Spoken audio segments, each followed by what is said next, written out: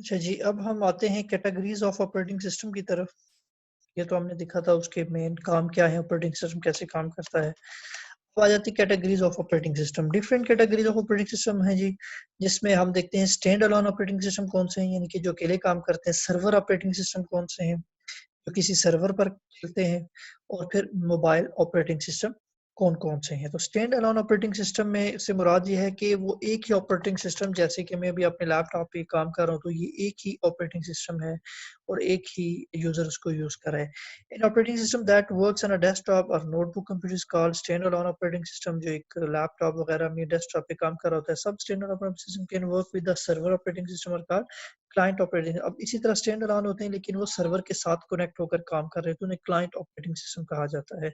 लेकिन वो होते स्टैंड अलोन है, एक ही कंप्यूटर पर चल रहे होते हैं। Client operating system can works with और without network. Some stand alone operating system include network capabilities. अब ये सम एग्जांपल्स हैं इसकी, वो क्या क्या हैं जी। डिस्क ऑपरेटिंग यानी कि डॉस जो बहुत पुराना है, फिर विंडोज आ गया। विंडोज में आप आगे डिफरेंट आ जाते हैं, जैसे विंडोज एक्सपी से अगर हम बात करें तो उसके बाद विंडोज एक्सपी है, फिर विंडोज 7 उसका बड़ा वर्जन आया, फिर 8 आया और फिर 10 आजकल चल रहा है। फिर लिनक्स है, यूनिक्स है, Mac operating system, Chrome operating system है। अगर हम डॉस की तरह जल्दी से इसको ओवरलुक कर लेते हैं तो डॉस 10 डिस्क ऑपरेटिंग सिस्टम है। ये माइक्रोसॉफ्ट का बनाया हुआ अर्ली 1980s में था फॉर पर्सनल कंप्यूटर। एक ही कंप्यूटर में सिंगल यूजर ऑपरेटिंग, एक ही यूजर इसको एक ही कंप्यूटर पे इस्तेमाल करता था। Type operating system in which only one user can work at a time is called a single user operating system. वो ऑपरेटिंग सिस्टम जिसमें एक वक्त में एक ही यूजर उसको यूज कर रहा हो एक ही मशीन पर, तो वो क्या कहलाता है, सिंगल यूजर ऑपरेटिंग सिस्टम। और उसमें क्या होता था, DIRM। आज भी ये अगर मैं यहाँ से जाता हूँ तो मैं इसको लिखता हूँ CMD और एंटर करता हूँ। CMD लिख के एंटर किया, वो ऑपरेटिंग सिस्टम इस तरह से था। ठीक है जी, कमांड प्रॉम्प्ट आ गया। अब यहाँ पर हम इसकी जैसे DIR MD CD कॉपी, ये इसकी कुछ डेट्स आप देख सकते थे। जैसे मैं देखना चाहता हूँ डेट, तो ये देखिएगा इसने मुझे आज की तारीख 8 नवंबर ये बता दी। इंटर न्यू डेट अगर करना है तो वो आपको बता देगा। तो ये क्या है, कोई भी कमांड, अब बजाय मैं दूसरा तरीकाकार में यहाँ से जाके डेट देख रहा हूँ। ठीक है जी, अब ये जो मेरे पास आज का ऑपरेटिंग सिस्टम है जिसे हम ग्राफिकल यूजर इंटरफेस कह रहे हैं, और ये पुराना आपका चल रहा है। ठीक, अब हम चलते हैं जी विंडोज पे। अब विंडोज इज द मोस्ट, अब डॉस के बाद माइक्रोसॉफ्ट ने विंडोज के नाम से एक ऑपरेटिंग जो आज हम यूज कर रहे हैं बनाया। Operating system developed by Microsoft, it uses graphical user interface. Graphical mean कि इसमें ग्राफिक्स थी, जैसे आइकन बने हुए हैं कि मैं मिनिमाइज करता हूँ, ये एक विंडो बनी है। ये सारी एक विंडो है, इसमें ये मैं मिनिमाइज कर देता हूँ। ठीक है जी, और यहाँ पर ये आइकन्स बने हैं, this are graphical user interface. ये क्या कहलाते हैं जी, ग्राफिकल यूजर इंटरफेस कहलाता है। तो सब important version of Windows operating system क्या है जी, विंडोज 8 है, 7 है, विस्टा XP, ये कुछ पहले चले, आजकल चल इन। अच्छा, अब क्या हो गया, each release for Windows added new feature. जो जो नए नए आते हैं तो उसमें नए नए फीचर्स आते जाते हैं। Windows 10 is the most recent operating system, it was release in July 29 2015 में इसको रिलीज किया गया। It is the fastest, the most efficient operating system, provides better security and improved graphical capabilities। तो अगर पुराना आप देखें और ये जो नया है तो इसमें इसके काफ़ी सारे ग्राफिकली ये ज़्यादा अच्छा है। तो some important features of Windows 10 क्या है जी, Windows 10 is design to work on desktop, laptop and tablets. ठीक है जी, तो ये उसमें डेस्कटॉप पे भी, लैपटॉप, टैबलेट सब पे चलता है।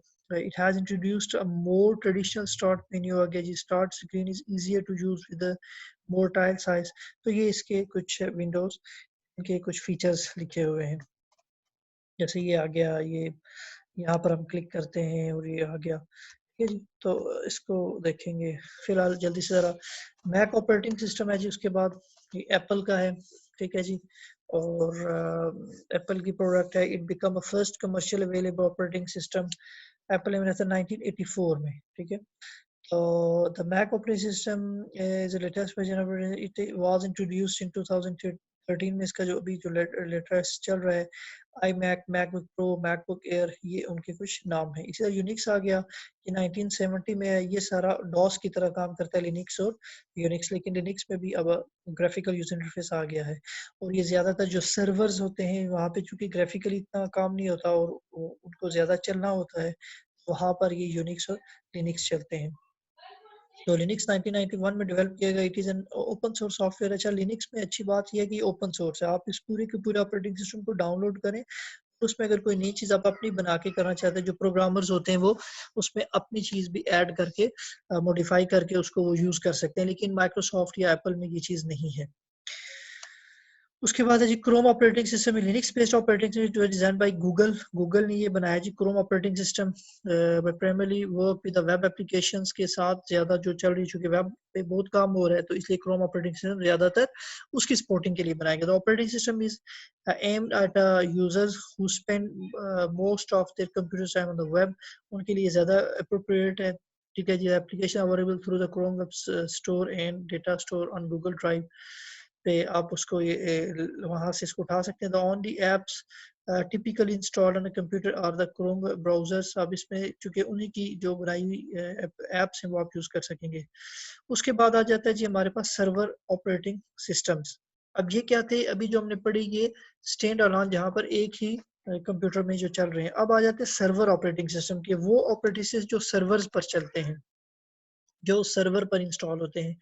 उनमें विंडोज़ का जो ऑपरेटिंग सिस्टम है वो विंडोज सर्वर के नाम से आता है, विंडोज सर्वर 2006 और फिर 8 और फिर 12। तो ये उसके डिफरेंट वर्जन, जैसे विंडोज़ एक्सपी था, फिर अभी हम देख रहे थे विंडोज 7, 8 और 10 था, ये उनके नाम थे। ये स्टैंड अलोन के लिए ऑपरेटिंग सिस्टम के लिए Windows server 6, Windows server 12, Windows server 16, तो ये इस तरह से वो नाम आते हैं। इसी तरह ओएस एक्स सर्वर है, यूनिक्स है, लिनक्स है, सोलारिस है, नेटवेयर है, ये सारे हैं किसके, जो सर्वर पे चलते हैं।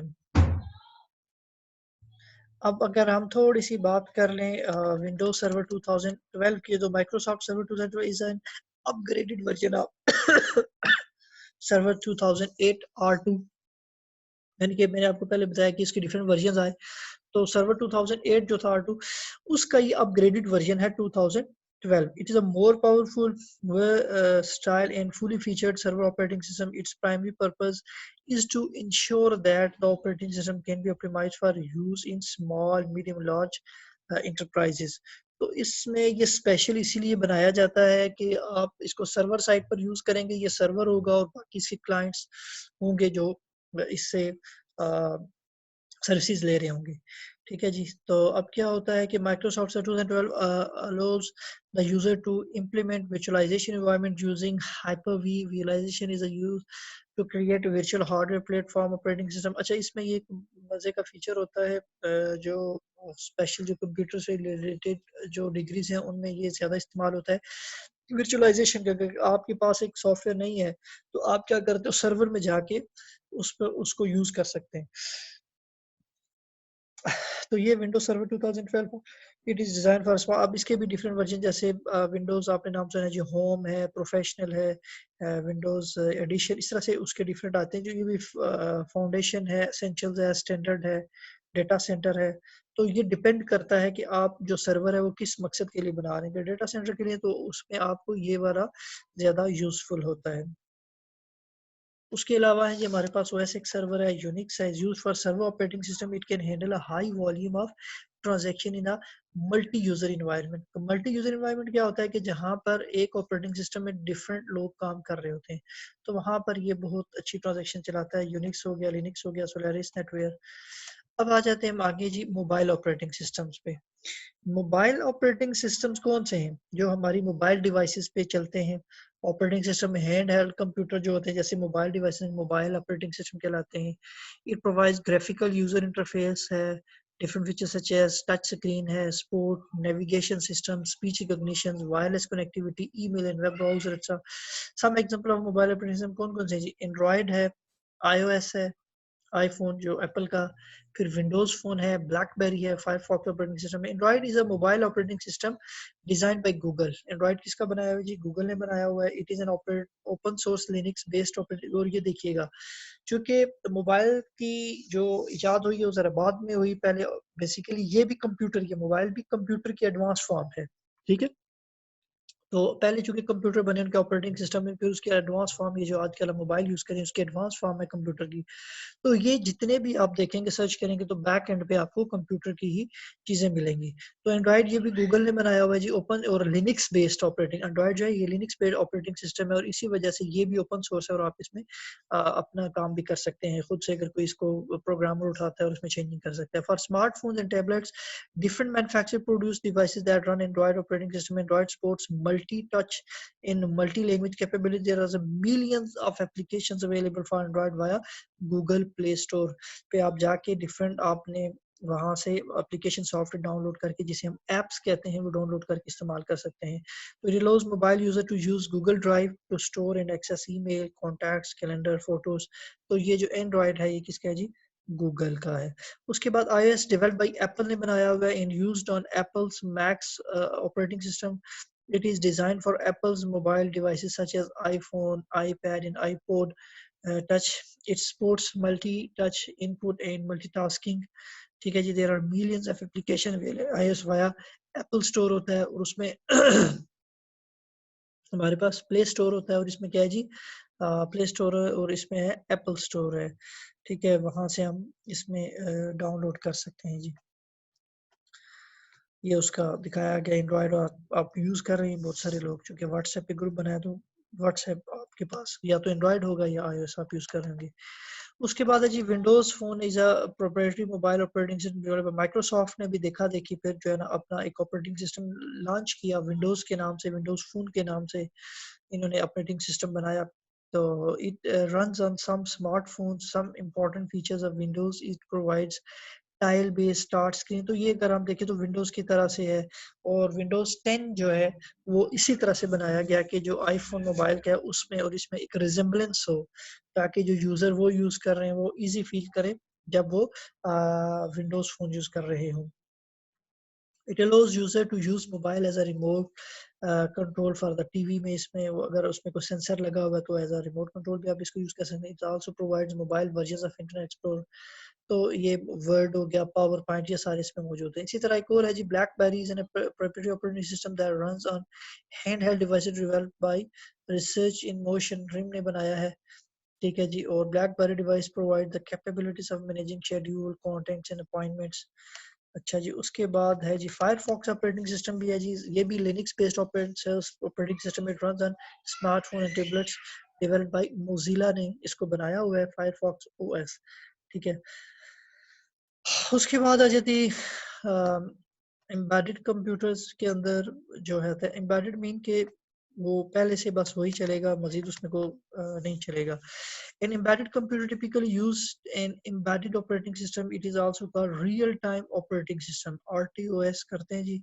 The device such as ATM machine, GPS, video game, console, digital video recording, HD TV receives, ticket machine and other consumer electronic use embedded operating system।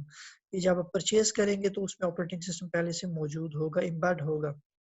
An embedded operating system is typically designed for a specific purpose, often performing in a single task, such as providing maps and direction. तो वो उस operating system में सिर्फ वो एक जिस purpose के लिए वो उस डिवाइस में एम्बेड है वही काम उस पे उसके ऊपर होगा, उस पे कोई दूसरा काम नहीं होगा। Many embedded operating systems are available for for example, computerized cash registers, point of sale device use embedded versions of Windows to manage sales transaction and keep them secure। तो ये अगर आपने देखा होगा पॉइंट ऑफ सेल डिवाइसेस होती हैं जिसपे आप जाके कार्ड स्वैप करते हैं, तो उस पे सिर्फ वही एक काम हो रहा होता है। अच्छा जी। ये डिफरेंसेस अब आपने पढ़ने हैं, स्टडी करने हैं, और कोई क्वेश्चन आता पूछना है। अच्छा जी। टाइप्स ऑफ ऑपरेटिंग, अब आ जाते हैं हम ऑपरेटिंग सिस्टम के जो डिफरेंट टाइप्स हैं। तो इसको नंबर ऑफ यूजर्स के लिहाज से सबसे पहले हम देखते हैं कि एक होता है सिंगल यूजर ऑपरेटिंग सिस्टम। ऐसा ऑपरेटिंग सिस्टम जिसमें एक वक्त में एक ही यूजर काम कर सके उसे हम क्या कहते हैं? सिंगल यूजर टास्किंग भी कहा जाता है, और जिसमें एक वक्त में एक से ज्यादा यूजर काम कर रहे हों तो वो मल्टीटास्किंग भी कहलाता है, और उसमें एक से ज्यादा यूजर काम कर रहे होते हैं। ये सिंगल लिखा हुआ ना, कि सिंगल होना चाहिए? अच्छा जी, single user operating system, single user, ये सिंगल होगा जी, ये इधर मिस्टेक है, सिंगल नहीं है ये, सिंगल यूजर ऑपरेटिंग सिस्टम है, ठीक है। Classified by number of the can manage time the, तो ये सिंगल नहीं है, यहाँ पर ये देख लीजिएगा, ये सिंगल यूजर है, ठीक है, अकेला। यहाँ पर भी गलती है, यहाँ पर भी गलती है। अच्छा जी, अब in operating system that allows only one user to perform one task at a time on the computer is called single user, single task operating system. जैसे कि डॉज है, उसमें एक वक्त में एक ही यूजर एक कमांड देगा, फिर वो दूसरा काम होगा। इन पॉम ऑपरेटिंग सिस्टम एग्जांपल। और मल्टी यूजर में क्या होगा जी, in operating system that allows one user. अच्छा, ये पहले मल्टीटास्किंग को समझ लें, फिर मैं आपको मल्टी यूजर बताता हूँ। ये सिंगल यूजर ऑपरेटिंग सिस्टम में दो काम होते हैं, एक है सिंगल टास्किंग, एक है मल्टीटास्किंग। ये दो डिफरेंट टर्म्स हैं, जरा दोबारा से सुनने। चूंकि एक है सिंगल यूजर ऑपरेटिंग सिस्टम, एक है मल्टी यूजर ऑपरेटिंग सिस्टम, ठीक है। अब सिंगल यूजर ऑपरेटिंग सिस्टम के अंदर दो तरह के काम होते हैं, एक होता है सिंगल टास्किंग, एक होता है मल्टीटास्किंग। अब सिंगल यूजर ऑपरेटिंग सिस्टम के अंदर सिंगल टास्किंग से मुराद ये है कि एक वक्त में एक काम हो रहा है। मसलन आपने ये खोला हुआ है, तो इसमें एक वक्त में आपने एक कमांड लिखनी है और वही काम हो रहा है, ये मुझे उसकी सारी डायरेक्टरीज दिखा रहा है, ठीक है। इसी तरह ये सिंगल यूजर है और सिंगल टास्क हो रहा है। और एक ही, अब ये सिंगल यूजर ही है लेकिन मल्टीटास्किंग, जैसे मैंने यहाँ पर अगर आप देखें, ये बुक खोली हुई है, ये जूम में मैं रिकॉर्डिंग भी कर रहा हूँ, जैसे ये भी खोला है, तो ये मल्टीटास्किंग हो रही है एक ही यूजर में ये। लेकिन ये ऑपरेटिंग सिस्टम क्या, सिंगल यूजर है, यूजर एक है लेकिन टास्क एक से ज्यादा परफॉर्म कर रहा है, ठीक है जी। ये क्या था, for example the user can write text in WordPress, listen music, download file, तो ये सारे काम एट अ टाइम में कर रहा हूँ, तो ये क्या है, मल्टीटास्किंग हो रही है।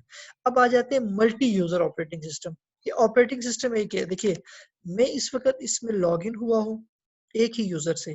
अब जो सर्वर ज्यादातर होते हैं, जो सर्वर ऑपरेटिंग सिस्टम है, जो भी हमने जैसे माइक्रोसॉफ्ट का सर्वर 2012 या उसके जो 8 का फिर 12 डिफरेंट देखे। अब उसमें एक ऑपरेटिंग सिस्टम होता है, उसके ऊपर एक से ज्यादा यूजर एक वक्त में लॉग इन हुए होते हैं, ठीक है। मिसाल के तौर पर अब आपको मैं डायग्रामेटिकली जरा समझा दूं, तो फाइल न्यू, लेट्स से ये मेरे पास था एक ऑपरेटिंग सिस्टम है, ठीक है। अभी मैं एक लैपटॉप यूज कर रहा हूँ, ठीक है जी। ये मैं एक छोटा सा बना लेता हूँ, मैं लेट्स से ये लैपटॉप यूज कर रहा हूँ, ठीक है। मैं इसको अभी यूज कर रहा हूँ यहाँ पर, ठीक। यहाँ पर मैं काम कर रहा हूँ, मल्टीटास्किंग भी हो रही है, सारे काम मैं यहाँ पर कर रहा हूँ। अच्छा, अब मेरे पास एक और सर्वर है जो इधर दूर पड़ा हुआ है इस तरह से, और मैं यहाँ पर क्या कर रहा हूँ, डिफरेंट यूजर्स होगा मेरे पास, ये सिंगल यूजर है मेरे पास, तो मैं क्या करूँगा, यहाँ से अगर मेरी कनेक्टिविटी हो चुकी है, मैं इससे कनेक्ट हूँ थ्रू सेंट्रल डिवाइस इस तरह से। अब ये मेरे पास क्या है, एक ऑपरेटिंग सिस्टम यहाँ पर चला सर्वर पर, तो मैं यहाँ पर भी यूज कर रहा हूँ और लॉगिन में यहाँ पर हूँ, यानी कि वो जो ऑपरेटिंग सिस्टम है वो इधर चल रहा है लेकिन मुझे नजर यहाँ पर आ रहा है। तो एक वक्त में यूजर 1 भी इस पे चल रहा है और यूजर 2 भी, वो इस सिस्टम के ऊपर लॉगिन है, ठीक है। और यहाँ से वो इसकी मदद से, ये एक टर्मिनल है क्लाइंट, वो यहाँ पर कनेक्ट है, यहाँ पर यूजर 1 चल रहा है, यूजर 2, यूजर 3, वो इस एक ऑपरेटिंग सिस्टम के ऊपर। तो ये क्या है, मल्टीपल यूजर या मल्टी यूजर ऑपरेटिंग सिस्टम, ये ज्यादातर सर्वर ही होते हैं।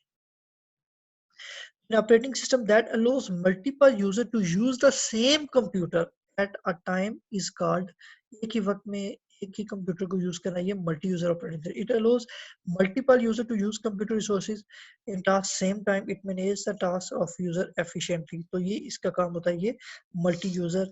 अब आपको हो कि सिंगल टास्किंग मल्टी टास्किंग में फर्क और सिंगल यूजर और मल्टी यूजर ऑपरेटिंग सिस्टम में फर्क समझ आ गई होगी। तो हम देखते हैं operating system based on processing.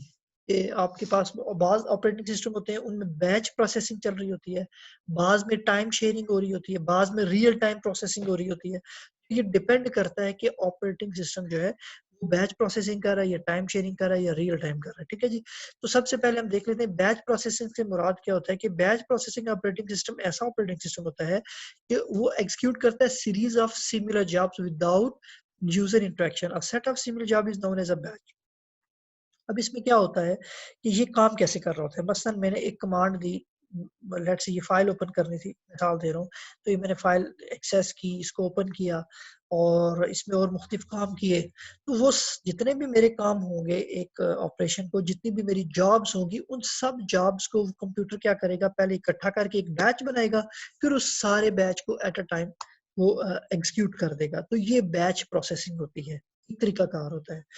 अच्छा जी, इसमें क्या होता है, the batch processing is faster as it does not need any input from the users. वो क्या करता है, एक ही दफा वो सारी इनपुट उसने ले ली होती है, उनका एक बैच बनाया होता है, वो सीरीज ऑफ सिमिलर जॉब्स का एक बैच बना देता है और फिर उनको all jobs in batch executed one after the other, एक बैच हुआ, दूसरा बैच हुआ, तीसरा बैच, वो उस तरह से कर रहा होता है, उसको एग्जीक्यूट करता है। The batch processing normally perform using the powerful main computers पर।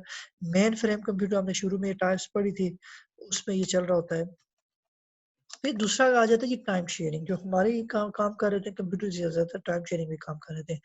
Time sharing processing operating executes multiple processes at the same time by sharing CPU time among them. ठीक है जी। अब जो एक से ज्यादा काम हमारे मल्टीपल प्रोसेस चल रहे होते हैं, वो उनको टाइम शेयर करता है। एक टास्क को दिया, फिर कुछ टाइम दूसरे टास्क को दे दिया, कुछ तीसरे को दे दिया, तो वो सबको साथ साथ चला रहा होता है। It allocates a certain time period to each process. हर प्रोसेस के लिए कुछ टाइम पीरियड रख देता है कि इस टास्क को मैंने इतना टाइम देना है, इस जॉब को मैंने इतना टाइम देना है। अब process is executed for a allocated time period, वो उस टाइम का होगा, फिर दूसरा होगा, फिर तीसरा, इस तरह से ये टाइम के साथ उसको मैनेज कर रहा होता है। The control is transferred to the next process when the time is over। बस हम 2 सेकंड यहाँ पर अगर एग्जांपल देखें आप, allows multiple user to share the computer at the same time। कैसे, जैसे साइकिल 1 है, cycle 2, cycle 3। Process 1 needs 10 seconds, अब 10 सेकंड्स चाहिए इसको प्रोसेस। अब साइकिल 2 पे process 1 needs 4 seconds, process 1 completed.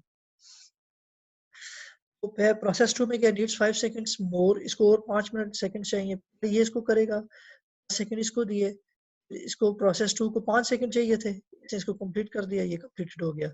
इसी तरह प्रोसेस 3, ये क्या कर रहा है, हर एक प्रोसेस को ना एक मखसूस टाइम दे रहा है, उस टाइम को देने के बाद फिर वो अगले प्रोसेस को कुछ वक्त देता है, फिर उसे अगले प्रोसेस पे चला जाता है।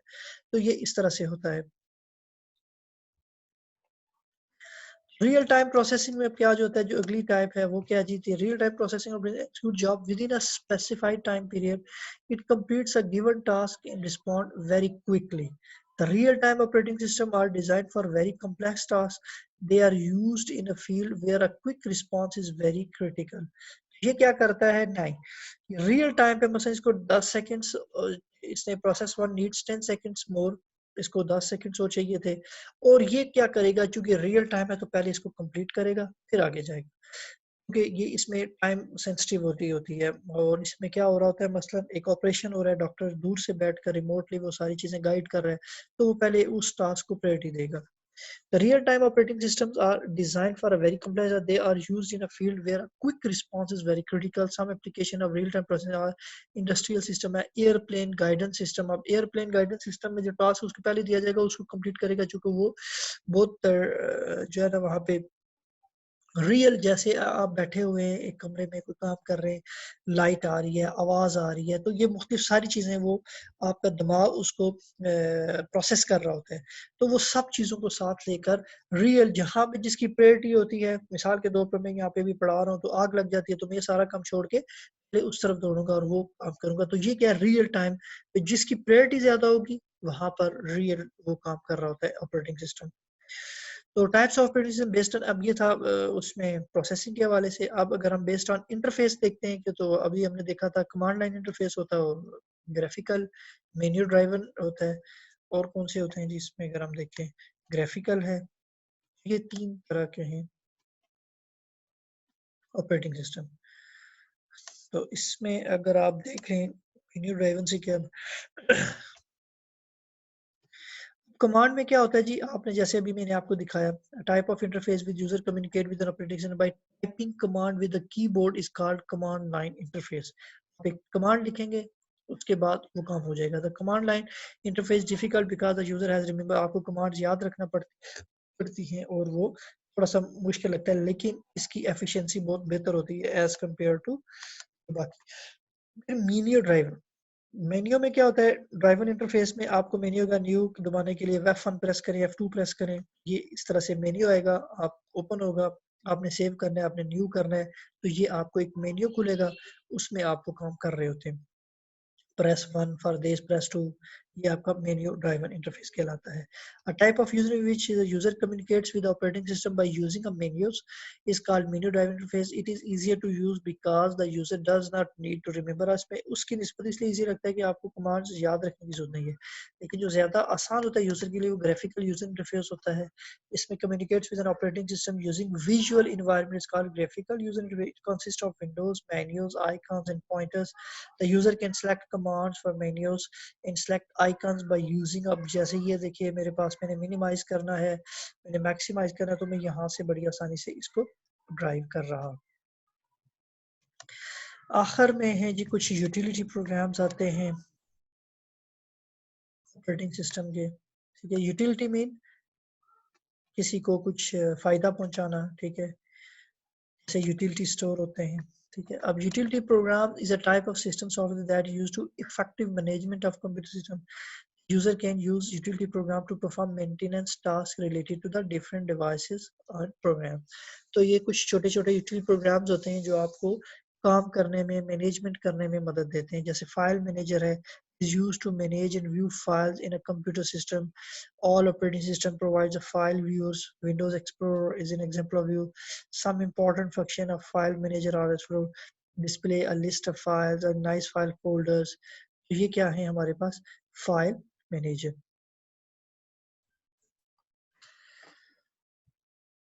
अच्छा जी, यूटिलिटी प्रोग्राम्स में जैसे फाइल मैनेजर है, और फाइल मैनेजर्स में हम चीज़ों को जैसे विंडोज एक्सप्लोरर यूज़ करते हैं मिसाल के तौर पर।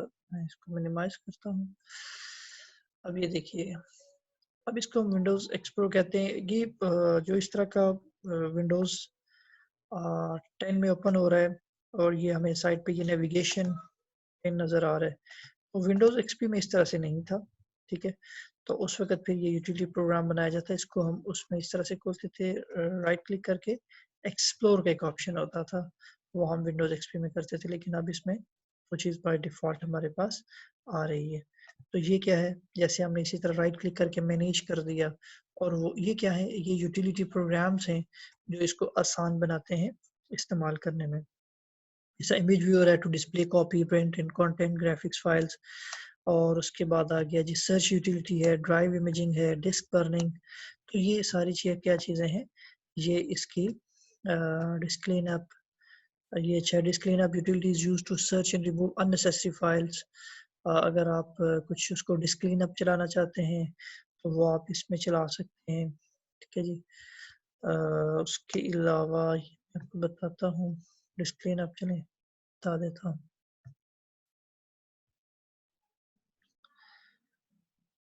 अच्छा, मैं आपको दोबारा दिखाता हूँ। डिस्क क्लीन अप कर सकते हैं हम कैसे जी, सी ड्राइव पे गए, राइट क्लिक किया और प्रॉपर्टीज में आ गए, सी ड्राइव को हम क्लीन अप करना चाहते हैं, ठीक है। ये डिस्क क्लीन अप, तो ये क्या, disk clean up calculating how much space you will be able to free on C, this में take few minutes to complete, ठीक है जी, कैलकुलेट करेगा। और उसके बाद ये डिस्क क्लीन अप, यानी कि अगर कोई टेम्परेरी फाइल जो आप कंप्यूटर यूज करते जाते हैं, तो उसमें क्या होता है कि ये आपकी मेमोरी में उन चीज़ों को स्टोर रखता है, तो उनको आप यहाँ से जो एक्स्ट्रा चीज़ें हैं जो यूज़ नहीं होती या कुछ हेल्पिंग फाइल्स होती हैं, उनको आप इस क्लीन अप की मदद से क्लीन कर सकते हैं, उनको डिलीट कर सकते हैं। ये देखिए विंडोज ओपन क्लीन अप, ये डिफरेंट फोल्डर्स देखेगा, और इससे आपके कंप्यूटर में स्पीड में भी बेहतरी इस तरह से आएगी कि जो अननेसेसरी फाइल्स हैं उनको आप यहाँ से जाके निकाल सकते हैं। ये उन सबको कैलकुलेट करके आपको बताएगा।